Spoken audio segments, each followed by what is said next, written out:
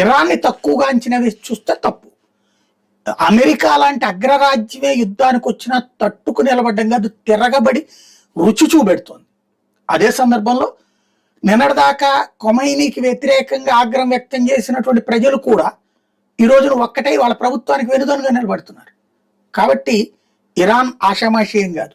అలాంటి ఇరాన్ ఇప్పుడు అమెరికాకి వార్నింగ్ ఇస్తుంది. రుచి చూపెడతాం, మీరు అనుకుంటున్నట్టు ఇప్పటిదాకా మేము వాడినటువంటి ఆయుధాలు చిన్నవి, ఇప్పుడు మిస్టరీ మిస్సైల్స్ తీసారాడు. ఒక మిస్సైల్ని అటాక్ చేయడానికి డిఫెన్స్ సిస్టమ్ బిగిన్ అయితే 6 మిస్సైల్స్ అందులో నుంచి బయటకు వచ్చి కన్ఫ్యూజ్ చేస్తూ ఇబ్బంది పెడుతున్నాయి. అలాగే వీళ్ళ రాడార్ వ్యవస్థ, ఈవెన్ నిన్న ఖతార్లో ఉన్న వీళ్ళ రాడార్ వ్యవస్థను కూడా ధ్వంసం చేశారు. అట్లా వీళ్ళ నౌకల్ని ధ్వంసం చేస్తున్నారు, డిస్ట్రాయలను ధ్వంసం చేస్తున్నారు. అమెరికాకి బోలెడంత లాస్ అవుతుంది, వాళ్ళ ఎయిర్ బేస్ లాస్ కావచ్చు, ఇవన్నీ కూడా వేల కోట్ల రూపాయల నష్టం జరుగుతుంది. ఇంకా రుచి పెడతాం, యుద్ధం కొనసాగే కొద్దీ మీకు మా సత్తా ఏంటో తెలుస్తుందని చెప్తుంది ఇరాన్.